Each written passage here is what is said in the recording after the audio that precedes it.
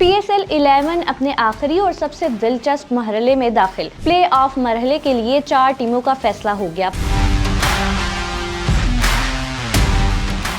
Pakistan super league 11 में round matches के इख्तिताम पर हतमी 4 टीमों का फैसला हो गया। पेशावर ज़ल्मी ने 17 पॉइंट्स के साथ पहली, इस्लामाबाद यूनाइटेड ने 13 पॉइंट्स हासिल करके दूसरी, मुल्तान सुल्तान्स ने 12 पॉइंट्स के साथ तीसरी पोजीशन हासिल की, जबकि हैदराबाद किंग्समैन की टीम लाहौर कलंदर्स और कराची किंग्स से बेहतर रन रेट बनाकर 10 पॉइंट्स के साथ चौथे पोजीशन पर रही। इवेंट में प्ले ऑफ का सिलसिला मंगल 28 अप्रैल से शुरू होगा। कराची में पेशावर ज़ल्मी और इस्लामाबाद यूनाइटेड क्वालिफायर खेलेंगे। 29 अप्रैल को पहले एलिमिनेटर में हैदराबाद किंग्समैन और मुल्तान सुल्तान्स की टीमें लाहौर में मद्दे मुकाबिल होंगी, जबकि दूसरा एलिमिनेटर 1 मई को लाहौर में ही खेला जाएगा। टूर्नामेंट का फाइनल 3 मई को होगा। मजीद खबरों और अपडेट्स के लिए विजिट कीजिए vnews.pk।